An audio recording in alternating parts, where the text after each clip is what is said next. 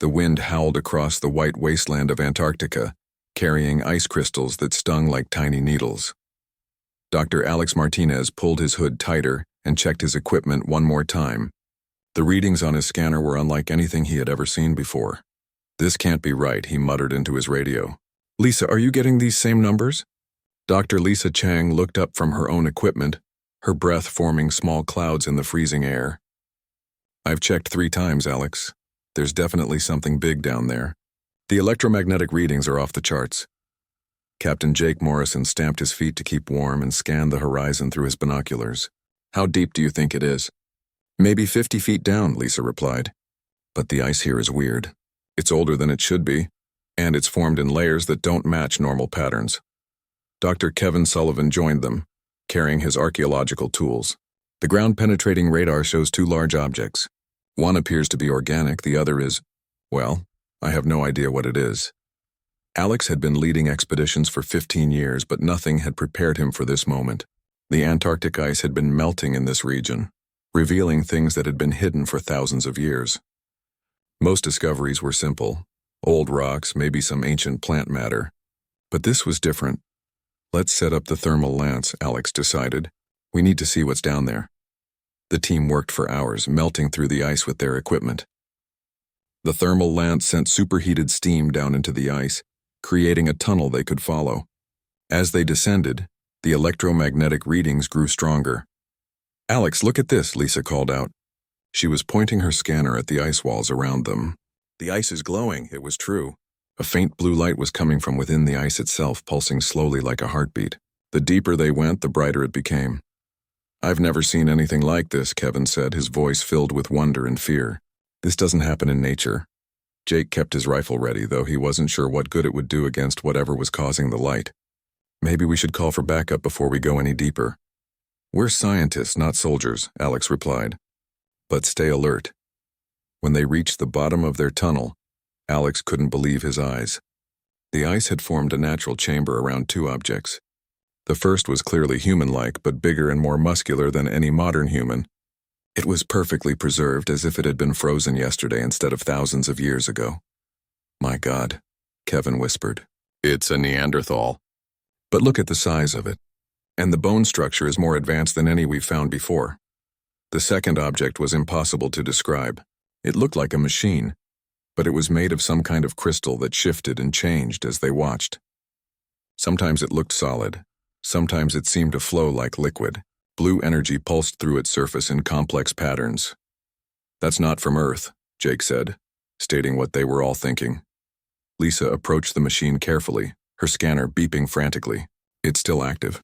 After all this time, it's still running on some kind of power source." Alex moved closer to the Neanderthal. The ancient human was positioned with one hand reaching toward the machine, as if trying to touch it. Its face showed determination, not fear. "Look at the tools around the body," Kevin said, pointing to several objects scattered in the ice. "These aren't primitive stone tools. They're made of the same material as the machine." "How is that possible?" Lisa asked. "Neanderthals lived 40,000 years ago. They didn't have advanced technology." Alex studied the scene more carefully. There were markings carved into the ice around both objects. They looked like symbols, but not from any language he knew. "Jake, start taking pictures of everything," Alex ordered. "Lisa, I want full scans of both objects. Kevin, document the position of every tool and symbol." As they worked, the machine began to pulse faster. The blue light grew brighter and a low humming sound filled the chamber. "It's responding to our presence," Lisa said, her voice shaking slightly. "The electromagnetic field is getting stronger. Should we leave?" Jake asked, his hand moving to his radio. "Not yet," Alex replied. "This could be the greatest discovery in human history. We need to understand what we're looking at." Kevin was studying the symbols more closely. "These markings, they're not random. They form patterns like equations or instructions. And look here. This symbol appears next to both the Neanderthal and the machine." "What kind of symbol?" Alex asked. "It looks like a warning. Or maybe a promise. I can't be sure without more analysis." The machine's humming grew louder, and suddenly the chamber filled with a strange energy. The ice walls began to glow brighter, and the air itself seemed to vibrate. "Something's happening," Lisa shouted over the noise. "The machine is activating something." Alex felt a tingling sensation in his mind, as if something was trying to communicate with him. For just a moment he could almost understand the symbols on the walls. They seemed to be telling a story about danger from the stars and a great sacrifice made to protect the Earth. Then, as suddenly as it had started, everything went quiet. The machine returned to its slow, steady pulse and the ice stopped glowing. "Did everyone feel that?" Alex asked. They all nodded, looking shaken. "We need to get these objects to a proper laboratory," Kevin said. "This is bigger than anything we can handle in the field." "Agreed," Alex said. "But we do this carefully. I have a feeling this discovery is going to change everything we know about human history." As they prepared to carefully extract the Neanderthal and the machine, none of them realized that their presence had sent a signal across space, somewhere in the darkness between stars. Something ancient and terrible had been waiting for exactly this moment. The discovery that was meant to reveal humanity's past was about to determine its future, and the frozen Neanderthal, who had died protecting his people 40,000 years ago, was about to become humanity's greatest hero once again. 3 days later, the objects were safely transported to a research facility in New Zealand. Alex couldn't sleep, couldn't eat, couldn't think about anything except what they had found. The machine sat in a specially built containment room, still pulsing with that strange blue light. Dr. Lisa Chang had been running tests around the clock. Her findings were impossible, but the data didn't lie. "Alex, you need to see this," she called from her laboratory. Alex hurried over to find Lisa staring at a computer screen filled with energy readings. "The machine isn't just active," she said. "It's been charging itself for thousands of years using Earth's magnetic field, and our presence in Antarctica somehow triggered an acceleration in its power buildup."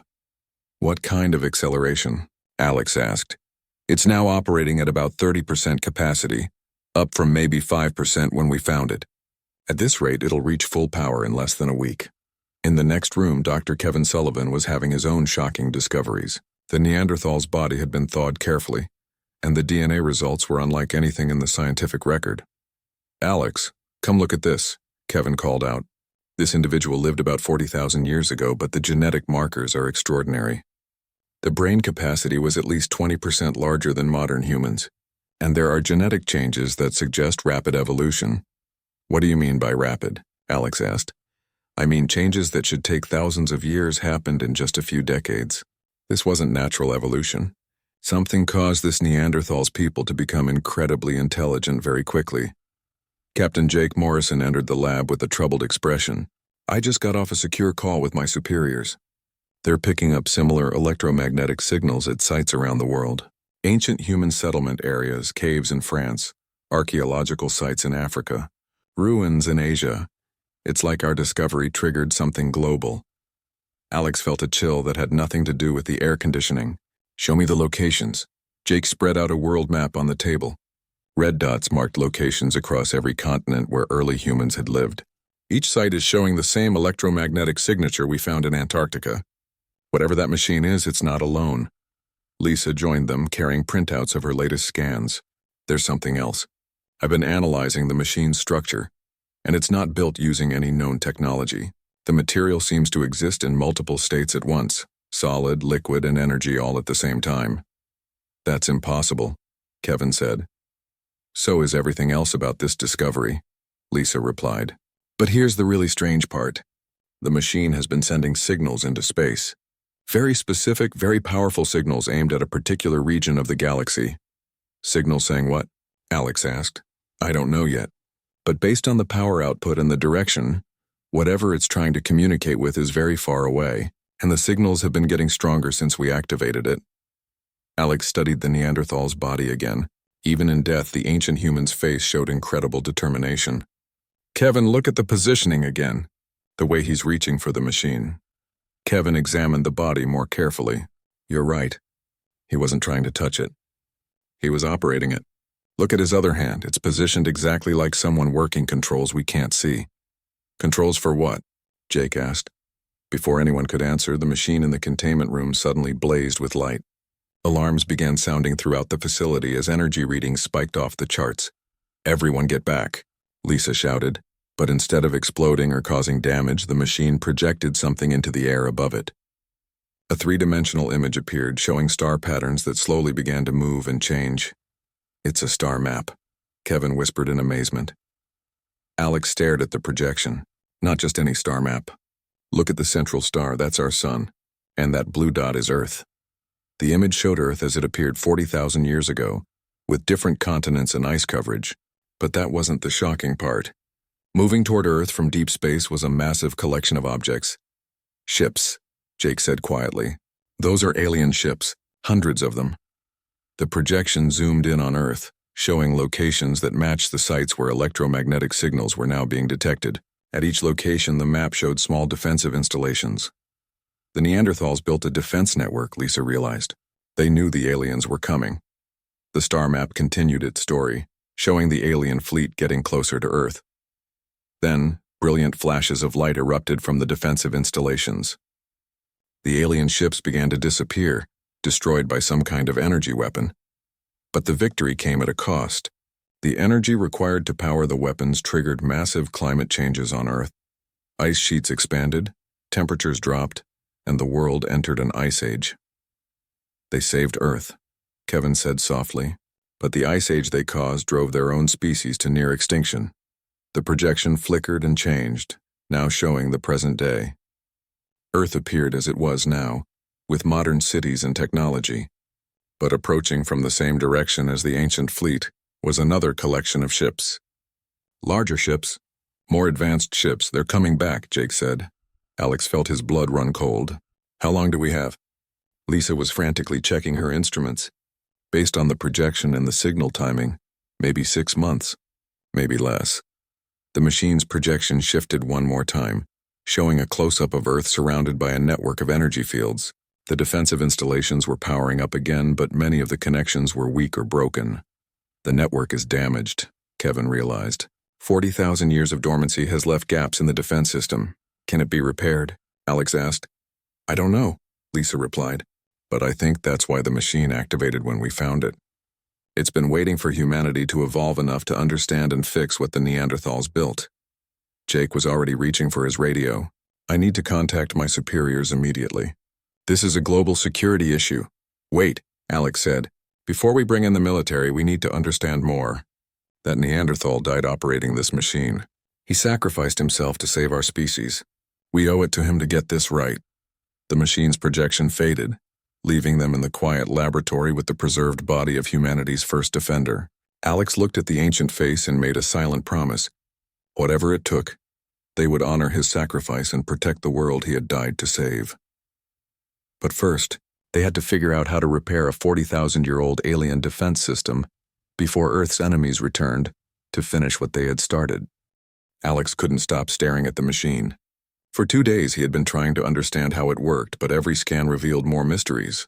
The crystalline surface seemed to pulse in rhythm with his heartbeat, and sometimes he could swear it was watching him.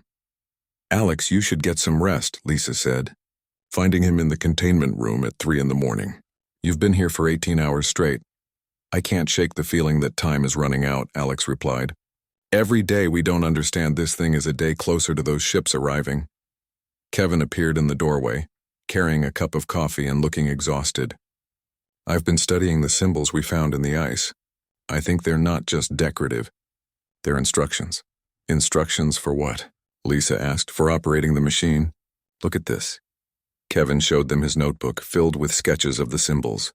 This symbol appears near the Neanderthal's hand. This one is carved into the machine itself, and this one was repeated all around the chamber. Alex studied the drawings. They look like they're telling us to make contact with the machine directly. That's what I think too, Kevin agreed. But how? As if responding to their conversation, the machine's pulsing grew brighter. The blue light seemed to be calling to Alex, drawing him closer. Don't touch it, Lisa warned. We don't know what it might do. But Alex was already reaching toward the crystalline surface. The Neanderthal touched it. If he could survive the contact, so can I. Alex, wait, Kevin shouted, too late. Alex's hand made contact with the machine's surface, and the world exploded into light and sound and memories that weren't his own. Suddenly, Alex was no longer in the laboratory. He was standing in a cave 40,000 years ago, watching through the eyes of someone else. The someone was big and strong, with hands that could shape stone and metal with equal skill. The someone had a name. Craw. Through Kraw's memories, Alex learned the truth about what had happened so long ago. The Neanderthals had not been primitive cave dwellers. They had been brilliant engineers and warriors, pushed to incredible evolution by a threat from the stars. It had started with strange lights in the sky and dreams that came to the wisest among them. The dreams showed ships coming from a distant world, filled with beings who saw Earth as nothing more than a resource to be harvested. These beings, who called themselves the Vex, had done this to countless worlds across the galaxy. But Earth had something the Vex didn't expect. Long before humans existed, another alien race had visited the planet. These ancient visitors were peaceful explorers who left behind fragments of their technology before moving on to other stars. They never meant for anyone to find their tools, but when the Neanderthals discovered them, they learned to use them. Kraw had been chosen by his people to lead the defense of Earth. He was their greatest scientist and their bravest warrior, and he had spent years learning to operate the ancient technology. Working with early humans, the ancestors of modern people, Kraw and his team had built a network of defensive machines across the planet. The memory shifted, and Alex experienced the battle through Kraw's eyes. The Vex fleet arrived exactly as predicted, confident that they would face no resistance from the primitive creatures on the blue planet. They were wrong. The defensive network activated as one, drawing power from Earth's magnetic field and turning it into weapons that could tear holes in space itself. The battle lasted only minutes, but in that time the entire Vex invasion force was destroyed. But victory came with a terrible price. The energy required to power the weapons disrupted Earth's climate, triggering the ice age that would drive Kraw's people to near extinction. Worse, the network had burned out many of its components in the single massive battle. Kraw knew the Vex would return eventually. They always did, with larger fleets and better weapons, so he made the ultimate sacrifice. Using his own life force to power the machine, he put the entire network into a dormant state, waiting for humanity to evolve enough to understand and repair it. The memories faded, and Alex found himself back in the laboratory, surrounded by his worried team. But he was no longer the same person who had touched the machine. Kraw's knowledge now lived in his mind, showing him exactly how the ancient technology worked. Alex, can you hear me? Lisa was shaking his shoulder. I'm okay, Alex said, though his voice sounded strange even to himself. I know what happened. I know everything. He told them about Kraw's memories, about the Vex and the ancient benefactors and the sacrifice that had saved Earth. When he finished, the room was silent for a long moment. So the Ice Age wasn't natural, Kevin said finally. It was the price humanity paid for survival. And now the Vex are coming back, Jake added grimly. Yes, Alex confirmed. But this time we have advantages Kraw didn't have. Modern technology can interface with the ancient systems. We can rebuild the network stronger than before. Lisa was studying her readings from when Alex had touched the machine. The energy output spiked dramatically when you made contact. It's like the machine was downloading information directly into your brain. It was, Alex said, and now I know where the other defensive sites are located. I know how to repair them. But there's a catch. What kind of catch? Jake asked. Alex looked at each of his friends, seeing the determination in their faces that Kraw had seen in his own people so long ago. The network was designed to activate only when humanity acts as one species. It requires cooperation on a global scale that we've never achieved before. You mean world governments have to work together? Jake said. Not just governments, everyone. The network reads the collective consciousness of the human race. If we're fighting among ourselves, it won't activate. The Vex will destroy us just like they've destroyed countless other worlds. Kevin sat down heavily in a chair. How do we convince 7 billion people to cooperate when we can barely get our own countries to agree on anything? We start by telling them the truth, Alex said. We show them what I've seen. We make them understand that this isn't about politics or borders or resources. This is about survival. Lisa was already making calculations on her computer. If Alex is right about the network requirements, we'll need to coordinate the repair work across multiple continents simultaneously. And we'll need to do it before the Vex arrive. How long do we have? Jake asked. Alex closed his eyes and accessed Kraw's memories again. The knowledge was clear and terrifying. 4 months. Maybe 5 if we're lucky. That's not enough time to repair a global defense network, Kevin said. It has to be, Alex replied. Because if we fail, humanity ends. The Vex don't take prisoners and they don't show mercy. They'll strip Earth of everything useful and leave it as dead as the moon. Jake was already reaching for his phone. I'm calling this in. We need world leaders involved immediately. As his team sprang into action, Alex remained connected to the machine, learning everything Craw had known about the ancient technology. The Neanderthal's memories showed him not just how to operate the weapons, but why they had been built in the first place. The universe was full of predators like the Vex, species that consumed other worlds without thought or mercy, but it was also full of protectors, races that had learned to defend not just themselves but others as well. Humanity was about to join that ancient brotherhood of guardians, if they could prove themselves worthy of the trust Craw had placed in them.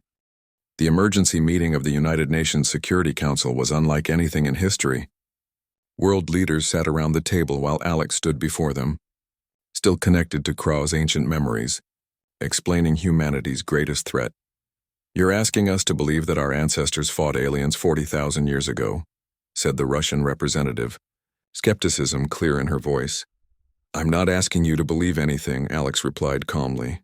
I'm showing you the evidence. The machine had been transported to New York under the heaviest security imaginable. Now it sat in the UN building, projecting its star map for the assembled leaders. The approaching Vex fleet was clearly visible, growing larger each day as it traveled toward Earth. Jake Morrison, now promoted to liaison between the scientific team and world militaries, stood beside Alex. Our deep space monitoring stations have confirmed the objects shown in this projection. They're real, they're artificial, and they're heading directly for Earth. Dr. Lisa Chang addressed the assembly from her position at a bank of computers. The electromagnetic signatures we've detected at ancient human sites are identical to the defensive installations shown in the projection. The network exists, but it needs repair. President Martinez of the United States leaned forward. Even if we accept this incredible story, how do we know these weapons will work against modern alien technology? Alex closed his eyes and let Craw's memories flow through him. Because the Vex haven't changed. They use the same ships, the same tactics, the same weapons they've used for millions of years. They've never needed to evolve because no species has ever successfully resisted them before. Except us, added Dr. Kevin Sullivan, who had been studying the historical implications of their discovery. Humanity is the first species to survive a Vex attack, and now we have 40,000 years of technological advancement to add to the ancient weapons. The Chinese representative spoke up. What exactly are you asking us to do? Unite, Alex said simply. The defensive network requires global cooperation to function. Every major nation must contribute resources and personnel. Every defensive site must be repaired simultaneously. And most importantly, humanity must stand together as one species, not as separate countries. The room erupted in arguments. Border disputes, trade wars, territorial claims. All the conflicts that had divided humanity for centuries suddenly seemed insurmountable. This is impossible, the British representative declared. You're asking for something that has never existed in human history. Then humanity will die, Alex said quietly, and the room fell silent. The Vex have destroyed civilizations far more advanced than ours. The only reason Earth survived the first attack was because our ancestors put aside their differences and worked together. Over the following weeks, the debate continued while precious time slipped away. Lisa and her team worked around the clock to understand the ancient technology, while Jake coordinated with military forces to locate and secure the defensive sites. The breakthrough came when astronomers detected the Vex fleet with conventional telescopes. The sight of massive alien ships approaching Earth did more to convince world leaders than all of Alex's explanations combined. How long do we have? Asked the Japanese representative during an emergency session. 3 months, Lisa reported grimly. The fleet is accelerating as it gets closer to our solar system. Alex stood before the assembly again, but this time he wasn't alone. Representatives from every major scientific institution, military organization, and government agency stood with him. The repair work has begun, he announced. Sites in Antarctica, France, Kenya, China, Peru, and Australia are already being excavated. But we need more than just repairs. We need unity. The Secretary General of the United Nations took the podium. The General Assembly has voted unanimously to create the Global Defense Initiative. All member nations will contribute to this effort according to their capabilities. It's not enough, Alex said. The network reads human consciousness. It knows if we're truly united or just pretending. Governments can sign treaties, but unless the people of Earth genuinely come together, the weapons won't activate. This led to the most ambitious communication campaign in history. Television broadcasts, internet videos, radio programs, and printed materials spread the truth about humanity's situation to every corner of the globe. The story of Kra and his sacrifice became known to billions of people. Religious leaders declared the defense of Earth a sacred duty. Scientists shared their knowledge freely across national boundaries. Military units from rival nations worked side by side at the defensive sites, but there were still holdouts. Terrorist groups tried to sabotage the repair work. Some politicians used the crisis to gain power. Conspiracy theorists claimed the whole thing was fake. "We're running out of time," Kevin warned during a progress meeting. "The sites in Europe and Asia are almost ready, but we're having problems in South America and Africa." "What kind of problems?" Jake asked. "Political instability, local conflicts. Some groups are more interested in fighting each other than preparing for the alien invasion." Alex felt Kra's frustration echoing his own. "Then we go there ourselves. If they won't listen to their governments, maybe they'll listen to us." The team split up, traveling to the most problematic sites around the world. Alex went to Peru, where ancient ruins high in the Andes concealed one of the most powerful defensive installations. The local situation was chaos. Government forces, rebel groups, and drug cartels were all fighting for control of the area, making it impossible to reach the defensive site. "You can't get through," the local military commander told Alex. "The rebels control the mountain roads, and they've sworn to kill any foreigners who try to reach the ruins." Alex thought about Kra, who had faced impossible odds but never gave up. "Then I'll have to convince them to let me pass."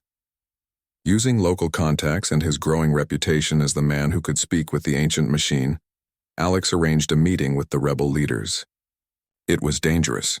They could easily kill him and claim he was a government spy. The meeting took place in a remote village, with representatives from all the fighting factions present. Alex stood in the center of a hostile crowd and told them the truth about what was coming. "You can fight each other over this land," he said, "but in 2 months, there won't be any land left to fight over. The aliens won't care about your politics or your borders. They'll kill everyone equally." He showed them images from the machine, pictures of the approaching fleet and the devastated worlds the Vex had left behind. Slowly, the hostility in the room changed to fear, then to determination. "What do you need us to do?" asked the rebel leader. Similar scenes played out around the world as the truth spread and humanity began to truly understand what they faced. Old enemies became allies. Ancient feuds were set aside. For the first time in human history, the entire species was working toward a single goal. With 1 month remaining before the Vex arrival, the last defensive site came online. Alex stood in the control center they had built around the Antarctic machine, surrounded by screens showing the status of installations around the globe. "All sites are reporting ready," Lisa announced. "Power levels are stable and the network connections are strong." "Human unity levels?" Alex asked, though he could feel the answer through his connection to the machine. Kevin smiled for the first time in months. 97% global cooperation. Wars have stopped. International aid is flowing freely. Even the internet comment sections are being civil. Jake looked up from his military communications console. Deep space radar shows the Vex fleet entering the outer solar system. They'll reach Earth in 72 hours. Alex felt Kra's presence more strongly than ever, as if the ancient warrior was preparing to fight alongside him one more time. Then it's time to show them that humanity is not as helpless as they think. The Vex fleet emerged from the darkness between worlds like a swarm of metallic locusts. Alex watched them approach on the main screen, feeling Kra's memories stir with recognition and ancient anger. The ships were exactly as they had been 40,000 years ago, massive, dark, and filled with beings who saw other life forms as nothing more than resources to be consumed. "Fleet size confirmed," Jake announced from his position at the military console. 437 ships ranging from destroyer class to motherships the size of cities. Lisa monitored the global defense network from her station. "All installations are online and responding. Power levels are at maximum. We're as ready as we'll ever be. Human unity status?" Alex asked, though he could feel the answer through his connection to the ancient machine. Kevin looked up from his communications board with amazement. Global cooperation is holding at 98%. Every major conflict on Earth has stopped. People are literally holding hands and praying together in the streets. Alex nodded, feeling Kraw's approval flow through him. Humanity had finally achieved what the Neanderthal had dreamed of. True unity in the face of extinction. The first Vex ships entered Earth's atmosphere without warning or communication. They had done this countless times before on countless worlds, and they expected no resistance. Their plan was simple: eliminate all life on the planet and strip it of useful resources. They're targeting major population centers, Jake reported as the alien ships positioned themselves over New York, London, Tokyo, and other major cities. Energy weapons are charging. Not this time, Alex said quietly. He placed his hand on the machine's surface, feeling Kraw's knowledge flow through him as he became the voice of humanity's defense. All stations activate on my mark. Around the world, the ancient installations came alive. In Antarctica, the ice glowed with brilliant blue light. In the caves of France, crystalline formations that had slept for millennia began to hum with power. In the deserts of Africa, buried machines rose from the sand like mechanical flowers blooming and fast forward. Energy buildup detected at all sites, Lisa announced. The network is drawing power from Earth's magnetic field just like Kraw programmed it to do. The Vex ships opened fire first, sending beams of destructive energy toward the cities below. But their weapons struck invisible barriers and splashed harmlessly away like water hitting glass. Shields are holding, Kevin reported with excitement. The defensive fields are protecting every major population center on the planet. Alex felt the moment arrive and spoke the words Kraw had died preparing to say. Fire. The response was instant and devastating. Beams of pure energy erupted from the defensive installations, tearing through space itself to strike the Vex ships. But these weren't the same weapons Kraw had used. 40,000 years of human technological advancement had been integrated into the ancient systems, making them far more powerful than before.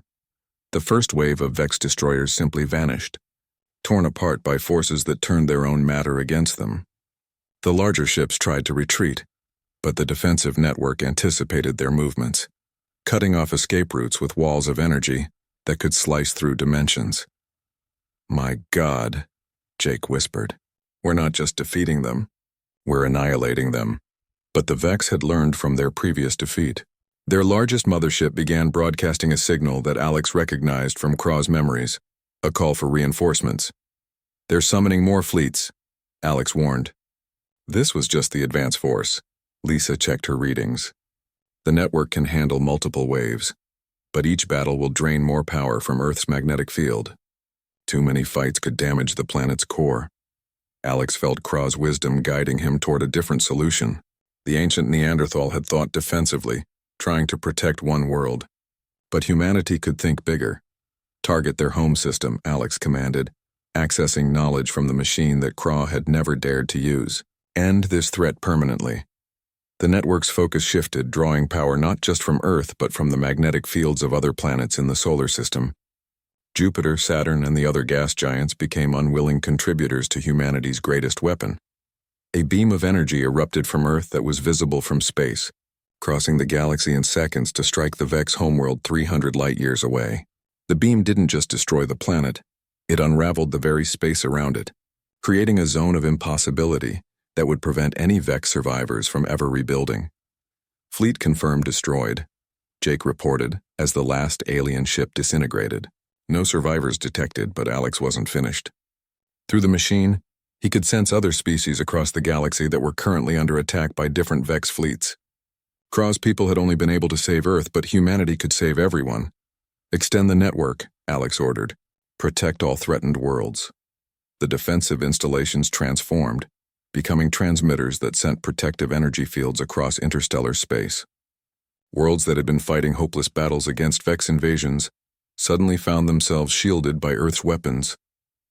We're getting signals from across the galaxy, Kevin announced in wonder. Dozens of species are thanking us. Some of them are sending coordinates of other Vex fleets. Alex felt a deep satisfaction that belonged to both himself and Kraw. This was what the ancient technology had truly been designed for. Not just defense, but protection of all life in the galaxy. Sir, Lisa said quietly, the energy expenditure is enormous. Maintaining this level of protection will require someone to stay connected to the network permanently. Alex understood what she meant. Just as Craw had sacrificed himself to save Earth, someone would need to bond with the machine to coordinate the galaxy-wide defense system. I'll do it, Alex said without hesitation. Alex? No, Kevin protested. There has to be another way. There is no other way, Alex replied, feeling Craw's approval. This is what I was meant to do. What we were all meant to do. He placed both hands on the machine's surface and felt his consciousness expand across the stars. Suddenly he could sense every protected world, every grateful species, every corner of the galaxy where life flourished under Earth's protection. But he wasn't alone. Craw's presence joined with his, along with the spirits of all the Neanderthals who had died defending Earth so long ago. They had never truly gone extinct. Their courage and wisdom lived on in the human genome, waiting for this moment. The network is stable, Lisa reported through tears. Alex is maintaining connection with all protected systems. Jake looked at the screen showing peaceful alien worlds for the first time in millions of years. What happens now? Kevin wiped his eyes and smiled. Now we do what Craw's people always intended. We become the guardians of the galaxy. We protect those who can't protect themselves. Alex's voice came from the machine, changed by his connection to the ancient technology but still recognizably human. The Vex are finished, but there are other threats out there. Other species that prey on the weak. Earth will be their sanctuary no longer. In the months that followed, Earth became the center of a new galactic community. Species that had hidden in fear for millions of years emerged to share their knowledge and culture. The planet that had once been isolated became the heart of an interstellar civilization. Children grew up learning about Craw and his sacrifice, about Alex and his choice, about the day humanity stopped fighting itself and started protecting others. The frozen Neanderthal found in Antarctica was honored as the greatest hero in human history, the warrior whose courage had saved not just Earth, but countless worlds across the galaxy. And in the Antarctic facility, the machine continued to pulse with blue light, carrying the consciousness of two guardians, one ancient, one modern, who had given up everything to ensure that life would flourish among the stars. Humanity had finally proven itself worthy of the trust placed in them by their ancestors.